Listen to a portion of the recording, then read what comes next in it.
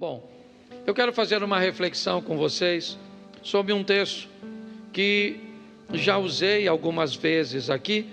Eu vou ler bastante, mas vou falar pouquinho e gostaria de fazer uma aplicação a todos nós. Bom, coloca para mim o primeiro texto, Marcos 16, 15. Marcos, capítulo 16, verso 15. Coloca para mim na tela. Isso. E disse-lhes: ide por todo o mundo, pregai o evangelho a toda a criatura. Quem crer e for batizado será salvo, mas quem não crer será condenado. Feche os seus olhos. Senhor nosso Deus e Pai, em nome de Jesus, eis aqui a tua palavra. Continua falando conosco e usa-me como um canal de bênção, pelo poder do nome de Jesus. Amém. Glória a Deus. Amém. Bom, meu propósito hoje é refletirmos sobre o mundo cujo qual nós pertencemos. Vamos tratar isso de uma forma muito particular. Quando ouvimos esse texto, Jesus está dando aos discípulos a grande comissão. Está dizendo aos seus discípulos o que eles deveriam ou como eles deveriam fazer. E na verdade o que Jesus estava dizendo é: apresente aos outros aquilo que eu apresentei a vocês. Permita que aconteça na vida dos outros aquilo que eu viabilizei que acontecesse na de vocês. O que Jesus está provocando nos seus discípulos é o entendimento de que cada um traz consigo o seu mundo.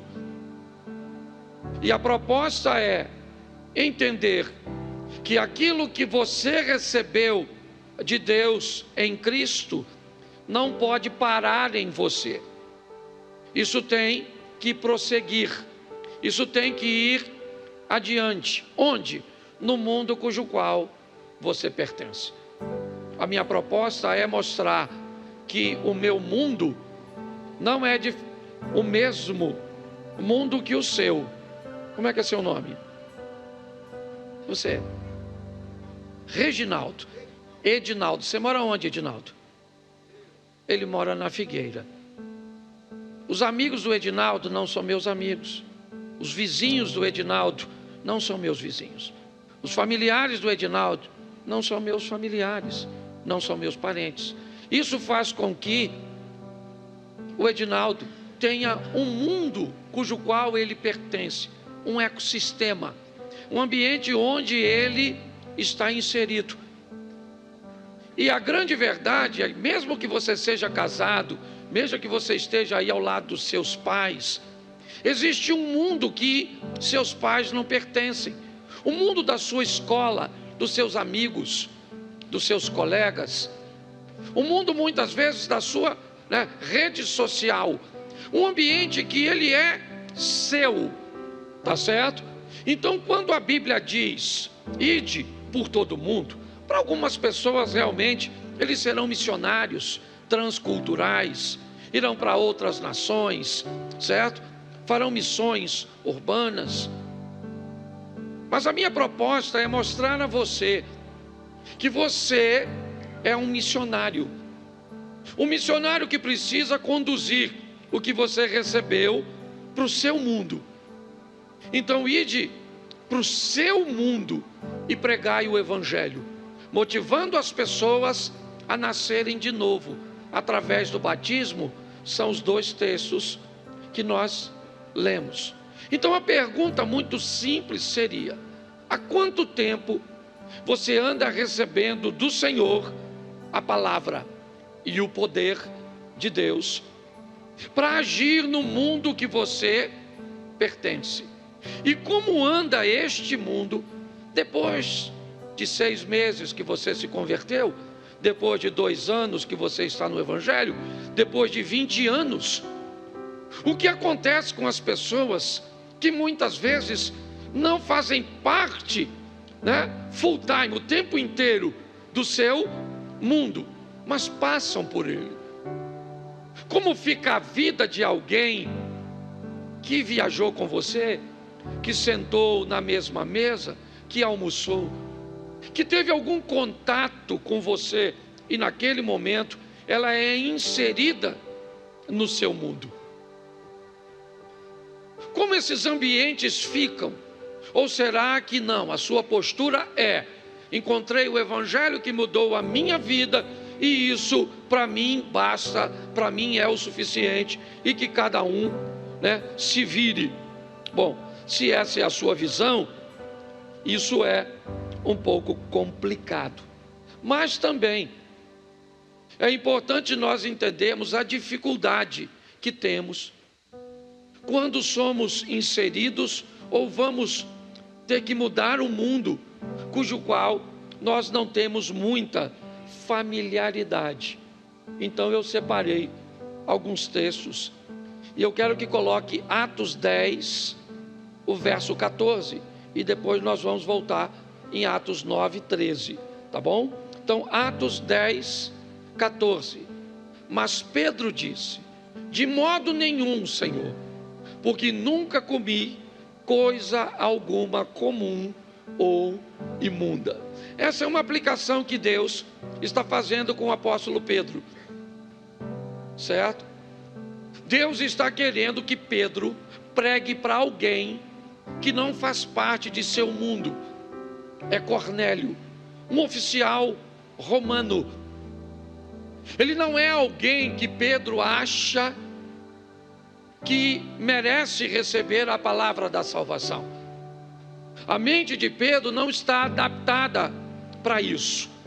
Então Deus vai usar uma ilustração para fazer com que Pedro vá pregar a palavra, vá transmitir a Cornélio aquilo que ele recebeu do Senhor. Mas inicialmente, se dependesse de Pedro, Pedro não iria. Essa expressão, de modo nenhum, Senhor, você pode trocar, porque nunca comi coisa alguma comum e imunda, para eu não vou pregar para alguém que não é judeu. Eu não vou levar a palavra da salvação para esse cara, porque eu acho que ele não merece.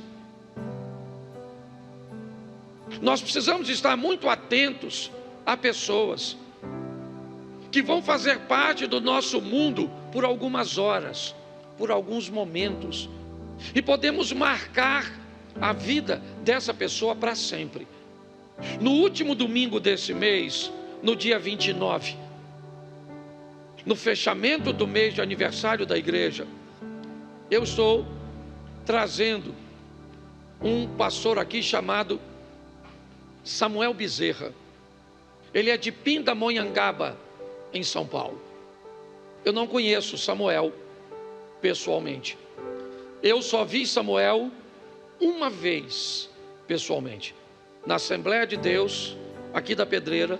Na época, o pastor era o pastor Lorival Machado. Meu pai era diácono dessa igreja e me convidou para uma conferência onde pregava o Samuel.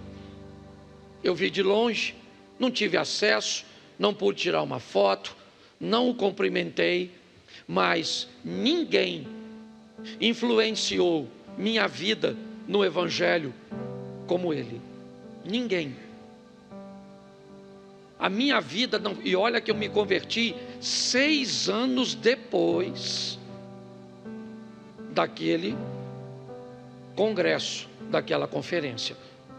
Mas o dia que aquele cara, eu não sei quantas vezes ele veio a Xerém, eu sei que aquele dia a mensagem dele entrou nos meus ouvidos, a maneira com que ele gravava, eu nunca vi ninguém conhecer tantos versículos de cor como Samuel.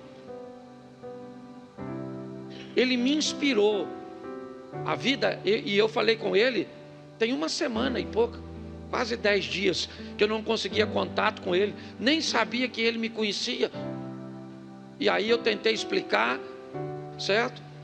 O que tinha, como foi. Então preste atenção, em alguns momentos, 1h30, 2 horas de conferência, eu me tornei alguém participante do mundo do Samuel.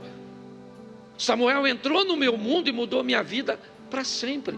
Porque 1h30, certo? Meia hora, uma palavra, um sorriso, um exemplo, a sua vida pode mudar para sempre. Quando você encontra com alguém, certo? Que está exercendo a função de mudar o mundo cujo qual ele faz parte. É assim que funciona. Mas isso não é fácil. Você está vendo Pedro? Pedro está dizendo que não está afim de falar com Cornélio. Vamos voltar um pouquinho? Capítulo 9, verso 13. Ainda de Atos. Coloca, por favor. Atos 9, 13. Isso. Respondeu Ananias: Senhor, certo? De muito ouvi acerca deste homem. Quantos males tem feito aos teus santos em Jerusalém. Verso 14. E aqui ele tem poder dos principais sacerdotes para prender a todos que invocam o teu nome. Ananias está recebendo a missão de pregar para Paulo. Olha só, e o que Ananias está falando com Deus? Senhor, eu não estou conseguindo entender. Esse cara não pertence ao nosso mundo. Ele é a oposição. Ele tem autoridade, ele tem poder para me prender se eu for lá pregar a tua palavra para ele. Eu não estou conseguindo entender. Porque muitas vezes nós ficamos deslocados quando Deus nos leva para um ambiente diferente, hostil, inóspito. Quando começa a aparecer na nossa vida pessoas que nós olhamos e pensamos assim: eu estou no lugar errado. Não que às vezes algumas pessoas não estejam, mas muitas vezes, quando pessoas passam pelo nosso mundo, elas têm que levar de nós aquilo que nós recebemos de Deus. Então é importante que você olhe e diga: o meu mundo está meio bagunçado. Eu venho para a igreja no domingo, recebo de Deus, vou trabalhar amanhã, tá certo. Mas pastor, o senhor está querendo dizer que eu tenho que transformar a minha igreja num púlpito? Chegar lá agora amanhã e sair pregando? Não. É importante você entender os 2 textos que eu usei. Preste atenção. Deus fala com Pedro e fala com Cornélio. Deus fala com Ananias e fala com Paulo. Então é importante que você fique atento ao que Deus está querendo fazer através de você no ambiente cujo qual você pertence. Mas também muito cuidado, porque você tem a oposição a tudo isso, a Satanás, que costuma causar confusão entre você e a pessoa cuja qual Deus pretende mudar, para criar um distanciamento entre nós. Então, quando você estiver vivendo conflitos e confusões com algumas pessoas, perguntem a Deus se não é exatamente essa pessoa cuja qual você foi chamado para apresentar o Senhor. Então eu vou te mostrar 2 textos que já usei aqui. João capítulo 4, 4. João 4, 4. Você pode ler para mim? E era-lhe... Repita de novo. Não, volta só o 4 mesmo. Mais uma vez só para você. e era-lhe necessário passar por Samaria. Jesus está saindo da Judéia para a Galiléia e era-lhe necessário passar por Samaria. Não necessariamente. E mesmo que fosse necessário passar pelo território de Samaria, não havia nenhuma necessidade de entrar na cidade. Dava para passar por Samaria, território samaritano, sem ter contato com os samaritanos. Mas qual era o problema? O problema é que Jesus veio salvar. Ide por todo mundo. Todo aquele que crê será, todo aquele que crê e for batizado será salvo, certo? E o que não crê será, então preste atenção, todo aquele. E isso também inclui os samaritanos. Qual é o problema desse texto? É que os discípulos de Jesus não pertencem àquele mundo. O mundo dos samaritanos é um mundo diferente para os judeus. Eles comem coisas que os judeus não comiam. Eles eram liberais com coisas, com postura, com posicionamentos que os judeus reprovavam. Então preste atenção, inevitavelmente para os samaritanos, ter um judeu pregando para eles não era muito agradável. E Jesus também queria alcançar Samaria.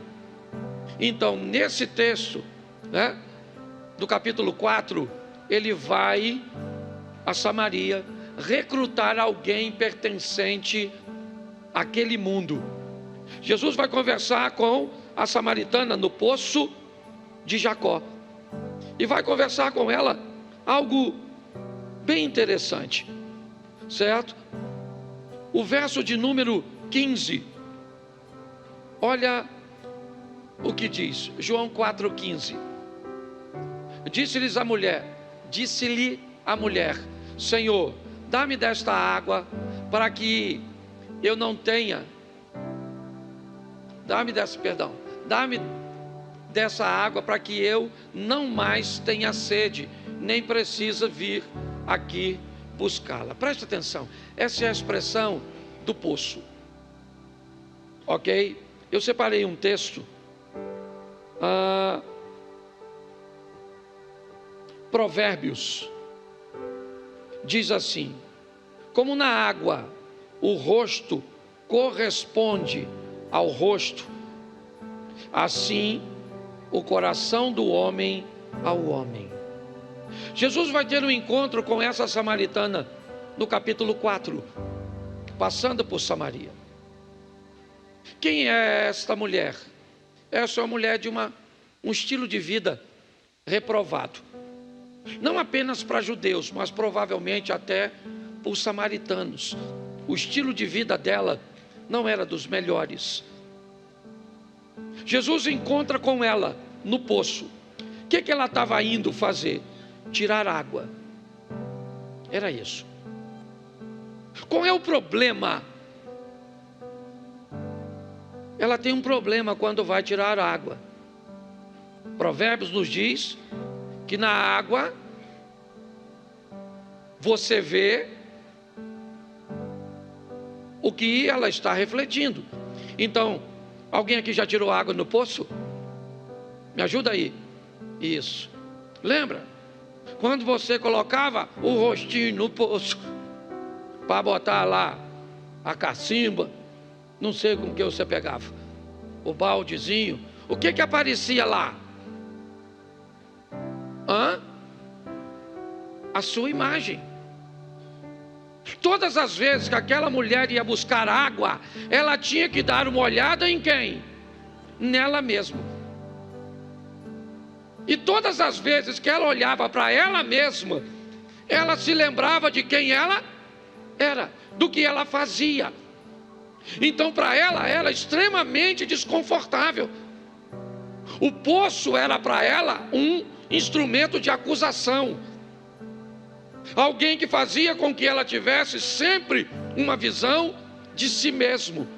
Então para ela não era um ambiente muito agradável. O poço revelava a sua solidão, O poço revelava seu fracasso em conseguir alguém para construir uma história sólida, firme. E ela tinha que olhar para ela mesma. Então nada melhor do que Jesus marcar um encontro com ela num lugar onde ela se via. Sabendo quem ela era, Jesus vai recrutá-la. Por quê? Porque se ele manda qualquer outro discípulo, ela estava reprovada no teste. Porque se alguém que não for Jesus, certo, for escolhido para descobrir se você serve para ser missionário dele, tu está no sal. Porque normalmente as pessoas vão procurar em primeiro lugar os seus defeitos. Fulano? Jesus foi lá, sozinho, ele e ela. Quando ela vai tirar a aguinha do poço, ele fala assim: você me dá um pouco d'água? Ela já ficou nervosa. Ela falou: como pois o Senhor, sendo judeu, me pede de beber a mim, que sou mulher samaritana? Jesus falou: ô dona, deixa eu explicar uma coisa para a senhora. Se a senhora soubesse quem sou eu, a senhora que me pediria, aí eu te daria da água viva. Ela falou: ó, eu vou falar uma coisa para o senhor. O poço é fundo e a corda e o cântaro está comigo. O senhor não tem como que tirar, entendeu? Então o senhor não tem como me dar água. Jesus falou: não é disso que eu estou falando. Quem beber desta água torna a ter sede, mas quem beber da água que eu lhe der, nunca mais tem sede. É obviamente que ele não está falando de hidratação, né, gente? Certo? É obviamente que quem beber daquela água do poço vai continuar precisando tomar todos os dias para se hidratar. Ele está falando de realização, de felicidade, de paz, de um encontro onde você não depende mais de coisas externas para ser feliz, certo? Ele entra na sua vida e dá a você o que deixa muitas pessoas extremamente confusas. Como você pode estar tranquilo? Como você pode estar tão feliz? Como você pode estar tão realizado se a vida não anda boa? Você fala: meu filho, eu tenho Jesus. Mas você tem dinheiro? Eu tenho Jesus. Mas você é solteiro? Sou casado, mas tem Jesus. Mas você tem filho? Tem uns 4, mas tem Jesus. Você tem sogra? Tem, mas tem Jesus. Você está desempregado? Eu estou, mas eu tenho Jesus. Pare e pense. Jesus está se apresentando a ela e dizendo: se eu te der a água que você está procurando, ela não cabe no cântaro, ela não está no poço. Mas ela não está entendendo, até porque isso não faz parte do mundo dela. Ela não tem obrigação nenhuma de entender, gente.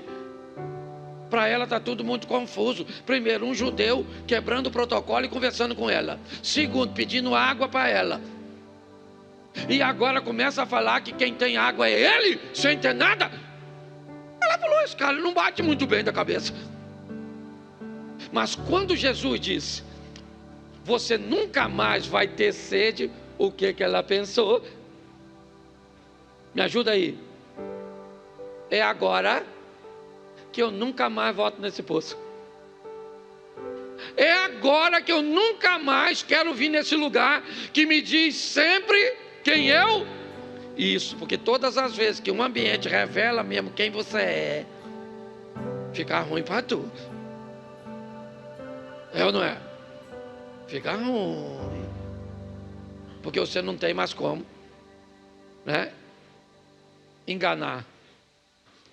Quando Jesus diz isso, ela diz: Senhor, me dá pois dessa água aí, para que eu nunca mais volte aqui para pegar. Eu não gosto desse poço não. O poço era ruim, sim ou não? Claro que não. Quem era ruim? O poço precisava mudar alguma coisa? Quem precisava mudar era quem? Mas nós achamos que quem precisa mudar? Os outros. Porque fala sério, quem precisa mudar, a senhora ou seu marido? Quem precisa mudar, você ou seus pais? Quem precisa mudar? Fala sério. Você já nasceu pronto. Quem precisa mudar são os porque na hora de olhar para nós a coisa não é muito agradável. Então Jesus disse para ela: já que a senhora não está entendendo, faz o seguinte, vai lá e chama o seu marido agora. Ela falou: ó, para falar a verdade, um negócio com o senhor aí, hein? Eu não tenho marido não. Eu não tenho marido não. Jesus falou: eu sei, porque você já teve 5 e está com um que nem é seu, está dividindo. Amante. Como é que Jesus escolhe uma pessoa dessa? Você queria uma pessoa dessa sentada assim do seu lado agora?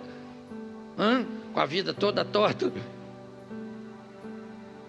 Provavelmente não, né? Você gostaria de uma pessoa com um passado desse, dirigindo a igreja cuja qual você pertence? Pare e pense, todo mundo tem passado, irmão. E muita coisa do nosso passado nós temos vergonha. Mas Deus não está muito preocupado com o nosso passado, porque para o nosso passado Ele tem o sangue de Cristo. Ele está preocupado com o nosso futuro, se nós estamos a fim de viver tudo aquilo que Ele tem para nós. Então pare de se preocupar com o que você já fez e comece a prestar atenção no que você está fazendo e no que você vai fazer. Ah, mas as pessoas me condenam. Dane-se, dane-se, dane-se, dane-se. Certo? Nós precisamos seguir. Jesus agora está conversando com ela, e o que ele diz para ela? Chama seu marido. Ela falou: eu não tenho marido. Ele disse: eu sei disso, porque você já teve 5 e o que você tem não é. Ela falou: eu vejo que o senhor é profeta, hein? Sabe da minha vida. Eu não sei quem o senhor é, mas o senhor sabe quem eu sou. E ela deve estar pensando: o que ele está fazendo aqui em território samaritano? Esse não é o lugar dele. Não tem cabimento para ela. Quando então, esse versículo 28, coloca para mim, por favor. Depois você lê em casa, porque volta lá no João capítulo 4, verso 28. Isso. Quanto à mulher, o que ela fez? Deixou o seu e foi à cidade e disse àqueles. Você sabe onde ela está? Ou para onde ela vai, melhor dizendo? Ela vai para onde? Cadê? Não, volta o 28, é que o irmão lá está acelerado. Quanto à mulher, olha só, olha o que ela fez. Ela deixou seu cântaro e foi onde? Foi onde? Quem é que está na cidade? Você sabe? Os discípulos. Jesus mandou eles comprar comida. Você sabe quantos discípulos de Jesus estão na cidade? 12. Você sabe o que eles estão fazendo na cidade? Comprando. Mais o quê? Você conhece o texto? Me ajuda aí. Eles estão fazendo o quê? Comprando comida e mais nada. Lá tem gente que precisa ser salva por Jesus. Eles falaram para eles? Sim ou não? Por quê? Porque eles não pertencem àquele mundo. Aqui a palavra está diferente. O propósito que eles estão ali não é para aquilo. Jesus não disse para eles: vão a Samaria e pregue a palavra. Para eles estão apenas de passagem. Mas quando Jesus encontra uma samaritana, ele diz: eu vou usar essa mulher como minha missionária. Mas ela tem a vida torta? Tinha, agora não vai ter mais. Mas ela não tinha boa fama? Tinha, mas não vai ter mais. Mas ela foi desse jeito, era desse jeito, fez isso, mas não vai fazer mais. Pronto, acabou. Eu vou entrar na vida dela e vou dar para ela um estilo de vida que ela nunca levou. Pronto. E diga-se de passagem, ela tinha uma vidinha bagunçada, mas era uma mulher que me parece que tinha reputação, porque ela deixou o cântaro, correu à cidade e olhou para os camaradas e falou: ô, está lá no poço pegando uma aguinha, encontrei um homem. E os caras devem ter olhado: Especialidade da senhora. Encontrar um homem. Mas eu encontrei um homem que me disse tudo quanto eu tinha feito. E ele... É lógico que eles não vão pensar isso, mas isso quem falava com ela sempre? Me ajuda aí. Quem é que falava com ela todas as vezes que ela ia buscar água, que ela tinha um estilo de vida errado? O poço. Pastor, o que você está querendo dizer? Eu estou querendo dizer que, presta atenção, eu sei que já te disseram e já me disseram que nós temos que mudar em algumas áreas, e nós já ouvimos isso inúmeras vezes, mas nós precisamos continuar ouvindo aquilo que é necessário. Você sabe por quê? Porque uma hora entra, uma hora acontece. O que Jesus está falando com ela, me parece que o poço falava com ela todo dia, mas adiantou? Porque, deixa eu te explicar uma coisa, muitas vezes quando pessoas dizem ao seu ouvido não acontece nada, mas quando pessoas conseguem alcançar seu coração, tudo muda. E para alcançar o coração não tem que ter razão. Ah, pastor, eu estou entendendo essa palavra. Eu falo com meu marido, muda miserável, esse infeliz não muda. A senhora tem razão de falar, sim ou não? Sim ou não, me ajuda aí. Isso, mas tem amor quando fala? Então se a senhora tem amor, ele já mudou, é ou não é verdade? Tá certo? Porque quando Jesus conversa com ela, ela já deixou o cântaro para trás, correu a cidade e falou o que com os caras? Eu encontrei o Messias. Ô gente, preste atenção. Eu tenho que ter muito cuidado com os exemplos que eu dou. E ainda está gravado, depois não conserto. Mas pensa assim, aqui para lá tinha uma casa da luz vermelha. Umas donas. Entendeu? Entendeu, né? Imagine se uma delas chegasse aqui na igreja assim, falasse você, Cid, Rabino, os pastores da igreja: olha, queria contar a minha experiência hoje aqui. Tive um encontro com Jesus. Quem? A senhora? Não. Jesus estava batendo papo com a senhora. A senhora encontrou o Messias? Não. O Messias não costuma frequentar esses ambientes assim, não.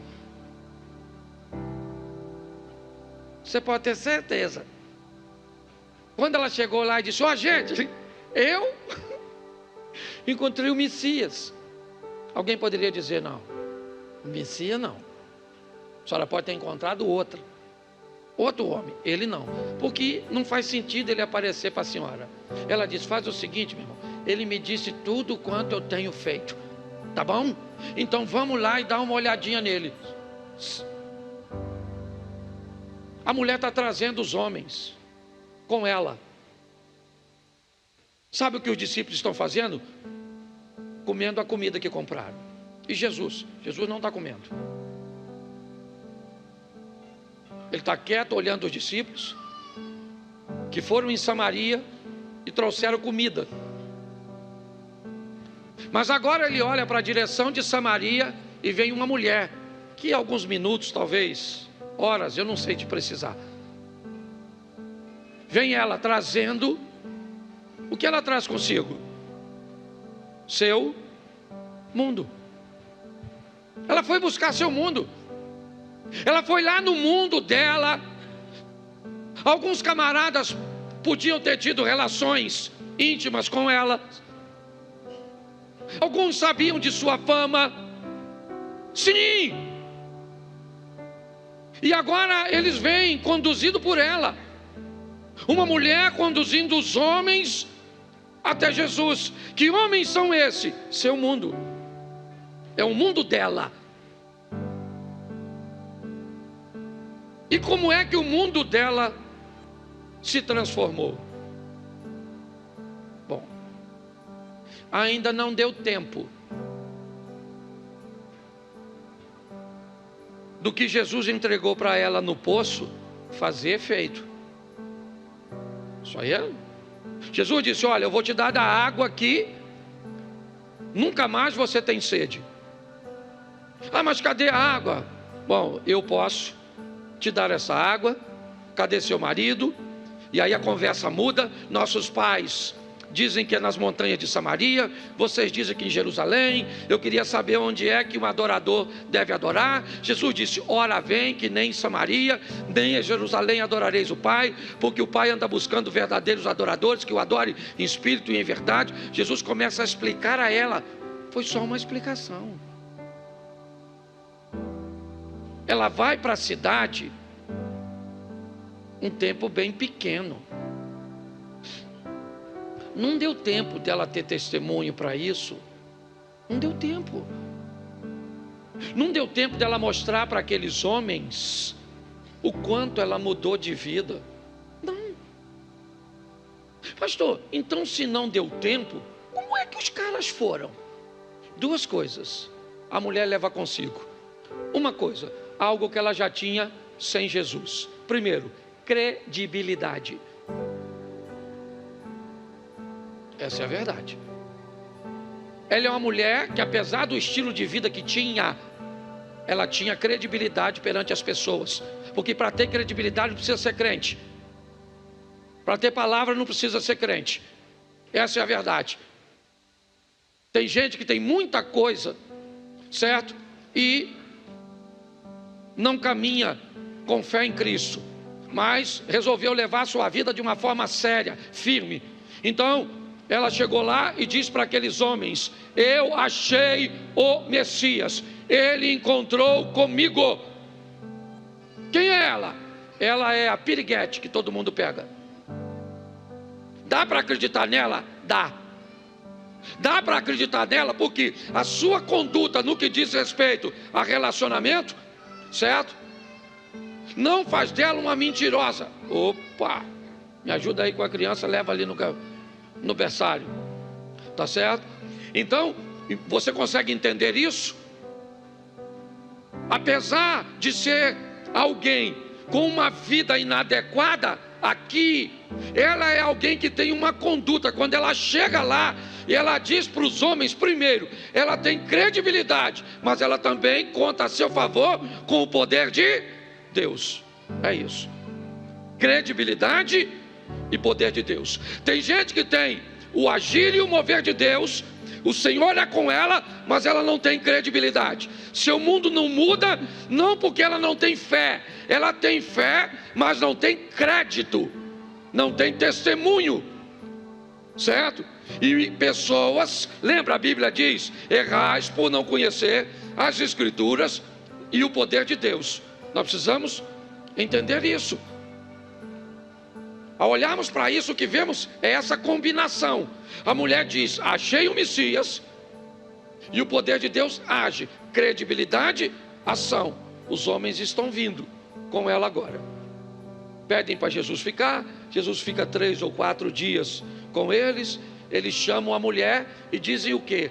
No começo, nós acreditamos por causa da tua palavra, mas agora nós não precisamos mais da tua palavra, porque temos com ele nossas próprias experiências.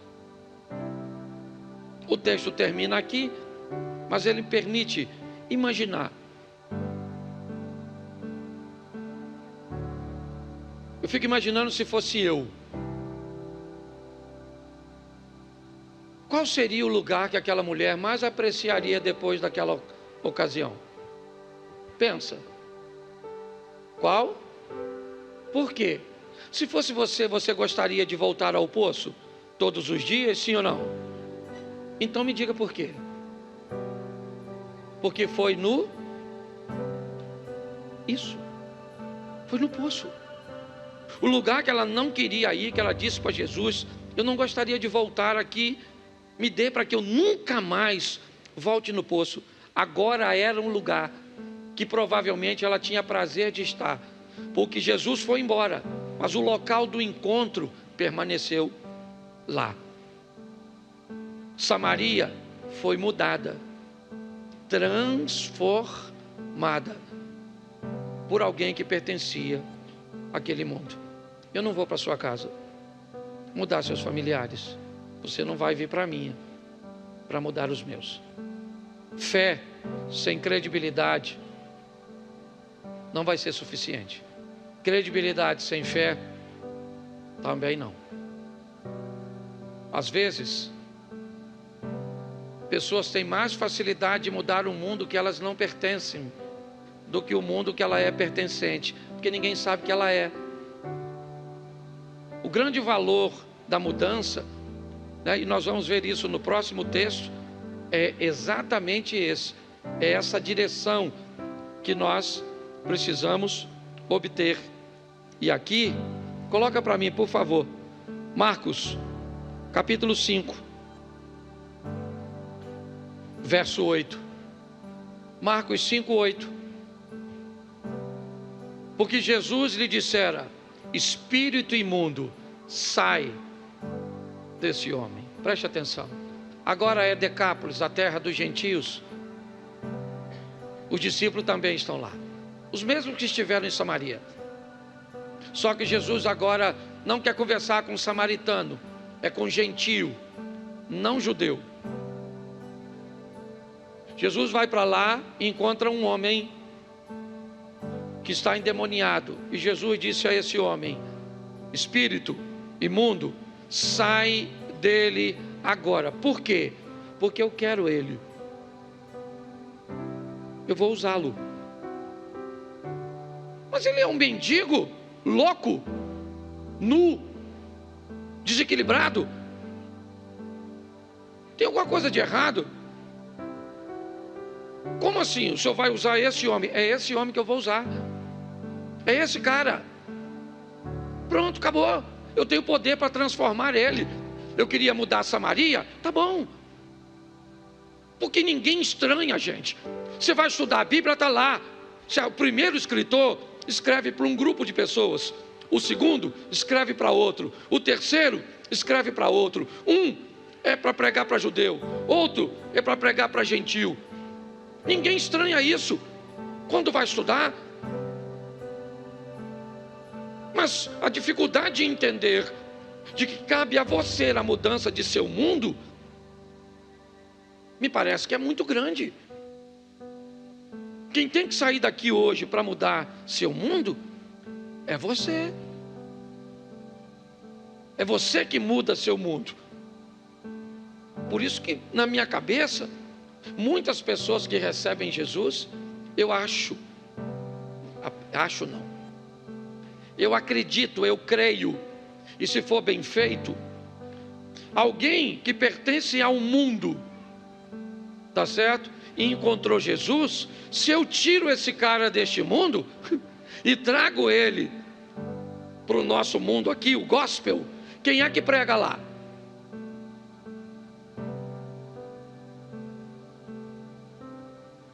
Há um tempo atrás eu falei isso com um amigo. A esposa dele é famosa e canta num ambiente, e ela se deu como convertida, tá certo? Isso a gente não questiona. Mas aí ele tem um sonho de que ela pare de cantar no ambiente secular e venha cantar na igreja. Parece bonito, sim ou não? Sim ou não? Aliás, foi isso que nós sempre fomos ensinados. Se converteu, sai de lá e vem para cá. Mas aí eu pergunto a você: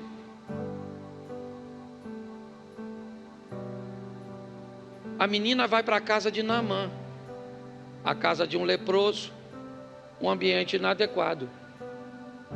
E aí? A casa de Naamã passou a ser o mundo daquela garota, sim ou não? Então a lepra de Naamã não pegou nela, mas a fé dela pegou em Naamã.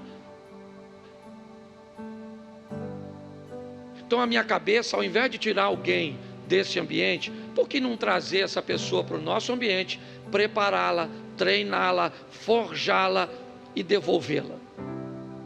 Agora você não canta esse tipo de música, agora você não tem esse tipo de vocabulário, agora você não veste esse tipo de roupa, mas vai para lá. Vai para lá, certo? E mostre lá o que o Senhor fez por você aqui. Olha só. Este homem, certo? Jesus vai lá e diz: espírito imundo, sai dele Agora, verso 19, ainda de Marcos 8. Vamos lá? Isso. Jesus, porém, bota o 18, para o pessoal entender o que está acontecendo. Ao entrar Jesus no barco, suplicara o que fora endemoniado, ok? Que o deixasse estar com ele. Fora. Ele andava pelado, agora está vestido. Andava como um louco, agora está são. Jesus está com ele, tá certo? E Jesus diz para ele: eu estou indo embora. Ele então suplica a Jesus, certo? Me deixa ir com o Senhor, me leva contigo, me tira daqui, me leva para a igreja, me leva para esse ambiente. Eu quero entrar nesse barco, eu quero ficar com você aqui, Jesus. Olha o que Jesus diz para ele, verso 19. Jesus, porém, não lhe permitiu. Jesus disse: não, eu não vou levar você no meu barco. Mas ordenou: vai para onde? Vai para teu mundo, vai para a tua casa, vá para os teus e anuncia-lhes tudo o que o Senhor, olha só, anuncia tudo o que o Senhor fez ou te fez e como teve. Presta atenção. Gente, Jesus muda normalmente os piores primeiro. Por isso que o apóstolo Paulo, me parece que ele descreve como sendo um dos maiores pecadores. Porque preste atenção, ao invés de chegar em Samaria e mudar uma mulher legalzinha, ele pega a samaritana com aquela vida. Ao invés de chegar no território de Gadara e pegar alguém direitinho, ele pega o cara nu, que atacava as pessoas. E olha o que ele diz para esse cara agora vestido, dizendo para ele: vai para a tua casa, cara, vá para os teus, anuncia, mostra para eles, certo? Como o Senhor teve compaixão de ti e como Ele teve misericórdia de você. Porque aí as pessoas vão olhar e vão dizer: cara, se Deus fez isso com essa pessoa, o que Ele não pode fazer comigo? Só tem um problema, irmãos. Tanto a samaritana quanto esse indivíduo, o que eles pregam para os outros mudou a ele primeiro. Entendeu? Não adianta pregarmos um evangelho que mudou todo mundo, menos a nós mesmos. Não, Jesus Cristo salva, Jesus Cristo liberta, o Senhor pode fazer grandes coisas na sua vida, tá bom, tá jóia. Você vem para o meu mundo,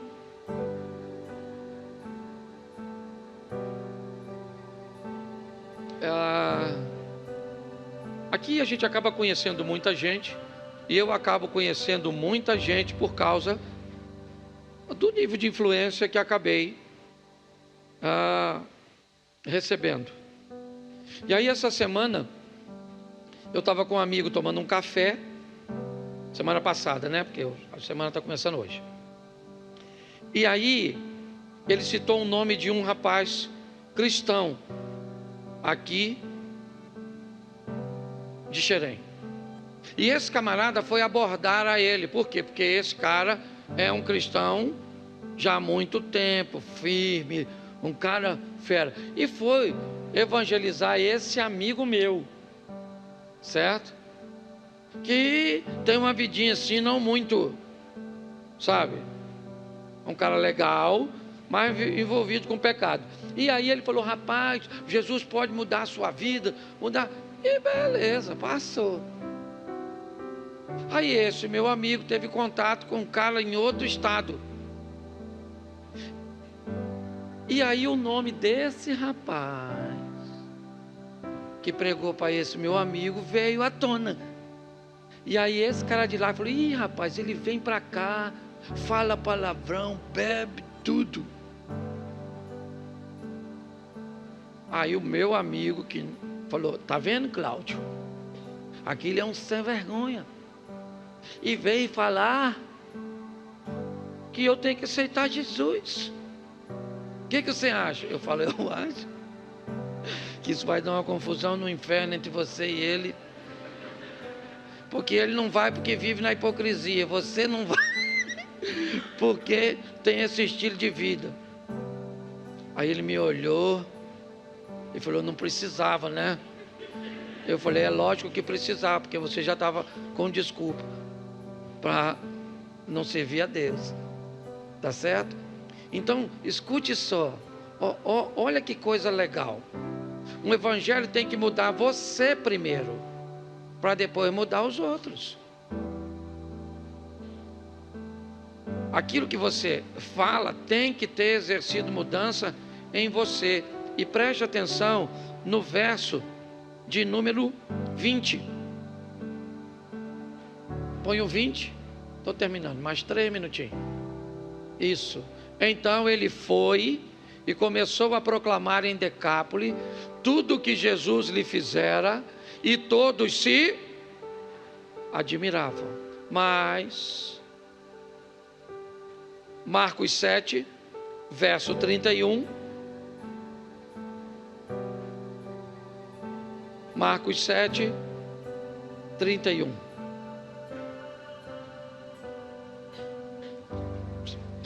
Pode voltar para o 20, por favor? Capítulo 5, verso 20. Só para que eles consigam entender. Marcos 5, 20. Só para me ver como é que está o texto. 5, 20. Então ele foi e começou a proclamar onde? Onde? Ele começa a proclamar onde? No verso 20 do capítulo 5. Agora sim, o capítulo 7 e o verso 31. Isso. Do capítulo 5 para o 7, conta-se aproximadamente 2 anos e meio de diferença entre as duas histórias. Aproximadamente 2 anos e meio depois de Jesus ter ido lá em Decápolis, ter dito a ele, vá para a tua casa, para os teus. Ele começa, como nós lemos, capítulo 5, verso 20, em Decápolis. 2 anos e meio depois, aproximadamente, o verso 31 do capítulo 7. De novo, retirou-se Jesus das terras de Tiro e foi por Sidom até o mar da Galileia, atravessando o território de Decápolis. 2 anos e meio depois, Jesus volta, certo? No território de Decápolis. E aí então, capítulo 8, e a gente encerra aqui. Verso 1. 8:1. Naqueles dias, quando outra vez se reuniu grande multidão, e não tendo eles o que comer, Jesus chamou seu discípulo e lhes disse: tenham compaixão desta gente, porque há 3 dias permanece comigo e não tenho o que comer. Se eu os despedir para as suas casas em jejum, desfalecerão pelo caminho. E alguns deles vieram de longe. Mas os seus discípulos lhe responderam: de onde poderá alguém fartá-los de pão nesse deserto? Jesus lhes perguntou: quantos pães tendes? Responderam eles: 7. Ordenou ao povo que se sentasse no chão, e tomando os 7 pães, partiu-os, e após ter dado graças, e os deu aos seus discípulos, para que estes os distribuíssem, partindo entre o povo. Vamos lá. Tinham também alguns peixinhos, e abençoando, mandou que esses igualmente fossem distribuídos. Vamos lá. Comeram e se fartaram dos pedaços restantes, né? Recolheram 7 cestos. Vamos lá. Eram cerca de quê? Então preste atenção. O verso 31 diz que Jesus volta a Decápolis, o mesmo lugar de Marcos 5, 20, onde o gadareno, ex-endemoniado, agora missionário, começa a pregar a palavra. 2 anos e meio depois, Jesus volta, o 7, certo? 31. voltando por termo de Tiro e de Sidom, ele entra no território de Decápolis. No capítulo 8, vai acontecer a segunda multiplicação dos pães, onde a primeira foi Tábita, ou ao lado de Cafarnaum, onde Jesus pega os 2 pães, né? Ou os 5 pães e 2 peixes, distribui e sobram 12 cestos, simbolizando o ministério de transformação do mundo judaico, as 12 tribos de Israel, incluindo até os samaritanos, que mesmo que não gostassem, eles pertenciam. Mas agora, Jesus vai além. Aqui ele vai à terra dos gentios, Decápolis, a cidade pagãs. Lá não tem comida para eles. Lá o porco é elemento de sacrifício a deuses pagãos. Jesus chega lá através de um ex-endemoniado, e 2 anos e meio depois volta, pega 7 pães e alguns peixinhos que não foram contados, multiplica e sobra 7 cestos, simbolizando, certo, as nações pagãs daquele lado. O texto diz que quando Jesus volta 2 anos e meio depois em Decápolis, tem cerca de 4.000 homens, sem narrar mulheres e crianças. E quem foi que ficou em Decápolis para mudar Decápolis? O ex-endemoniado, um cara só. Ele começa em Decápolis o que Jesus começou na Galileia. Ele começa em Decápolis o que a mulher começou em Samaria. Ele começa em Decápolis o que a menina começou em Damasco. Ele começa em Decápolis o que Daniel começou na Babilônia, mudando o mundo cujo qual eles estão inseridos. Algumas pessoas, sua extensão de ação é maior, outras não. Outras são tímidas, recatadas, e seu mundo é composto de 5, 10 pessoas. Tá bom, não interessa. A proposta é sempre mudar alguém. Quando Filipe batiza o eunuco de Candace, isso, certo? Faz com que agora vá para aquela região alguém transformado. O que Deus quer, meus irmãos, é mudar o mundo cujo qual você e eu pertencemos. Se você vai fazer isso ou não, eu só preciso que você não espere um missionário num ambiente cujo qual o missionário deveria ser você.